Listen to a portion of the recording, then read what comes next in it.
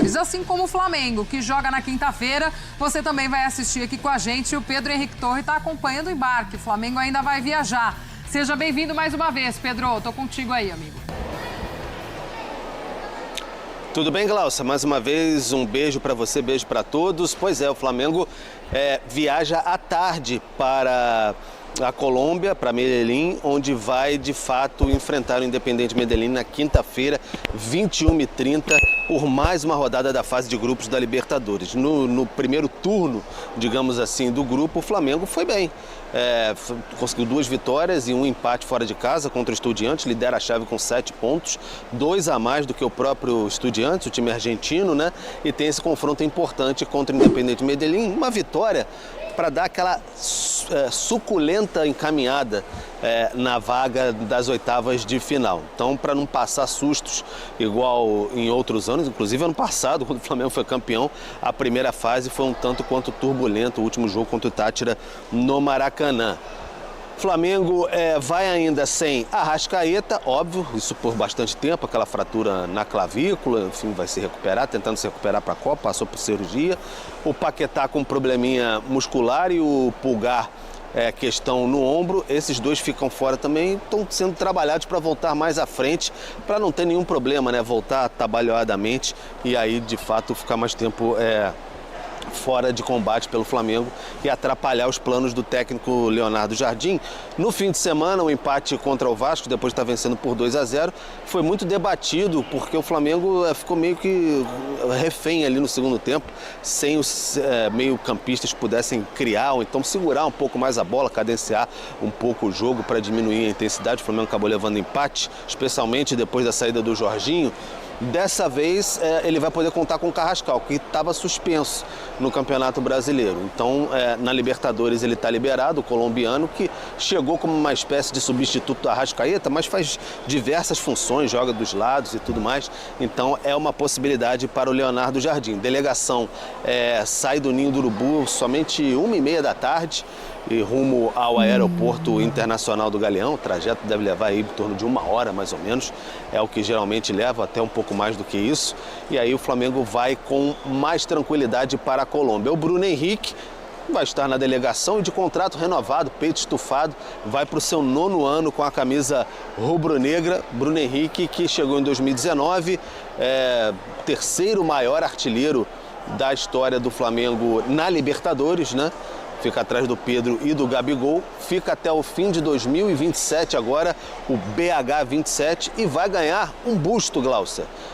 Na Gávea, o presidente do clube, o Luiz Eduardo Batista, o BAP, disse que quer mudar um pouco a cultura que existe, segundo ele, aqui no Brasil, que é homenagear as pessoas em vida.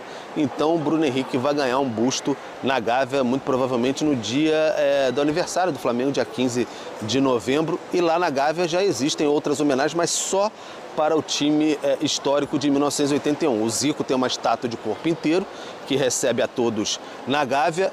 E os outros campeões de 1981, daquele time histórico, tem bustos lá, enfim, Adílio, Andrade, Lico, Marinho, enfim, Moser, vários deles, Raul Plasman, tem vários bustos lá na Gávea, e aí ficam lá do lado do museu para todo mundo conferir. Então o Bruno Henrique vai inaugurar essa era aí de homenagem.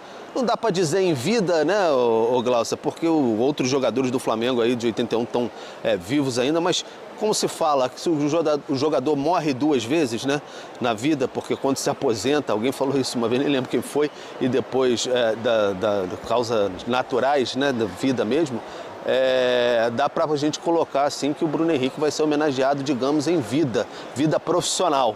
Então vai receber essa grande homenagem e aí vai abrir espaço aí para a geração de 2019 aí, outros como o Arrascaeta, que também tem 18 títulos, o recorde do Flamengo ao lado do Bruno Henrique, número um tanto contestado por historiadores como Roberto Assaf, pelo passado e tudo mais, mas são 18 títulos oficiais, o Flamengo assim considera. É uma grande história que escreve o Bruno Henrique e espera seguir escrevendo, quem sabe, mais um gol na quinta-feira, onde o Flamengo enfrenta o Independiente Medellín pela Libertadores, o temido Flamengo de Bruno Henrique. Enquanto eu viajei algumas vezes aí, já ouvi isso. O Bruno Henrique tem muito respeito nos territórios de Sudamérica. Vamos falar de Flamengo, gente, que tá bem demais na Libertadores, é líder do Grupo A, tá com 7 pontos, pega o Independiente Medellín, jogo lá na Colômbia na quinta-feira. Débora Gares, informações do Flamengo que não tem treta, tá tudo bem por lá. Por aqui tudo tranquilo, Escobar, boa tarde para você e para todo mundo que nos acompanha. E em caso de vitória nessa quinta-feira, o time ainda encaminha a classificação para as oitavas da Libertadores, né não? Os jogadores treinaram hoje pela manhã aqui no CT Ninho do Urubu, devem deixar o Ninho por volta de 1h30 da tarde, rumo ao aeroporto, voo às 3h30 para a Colômbia. Amanhã de tarde fazem mais um treino no CT do Atlético Nacional. Paquetá e Pulgar não devem ir nessa viagem, permanecem no Rio de Janeiro tratando lesão, informação da nossa setorista Luísa Sá. Já por outro lado, o Carrascal volta a estar à disposição depois de ter cumprido suspensão contra o Vasco pelo Campeonato Brasileiro.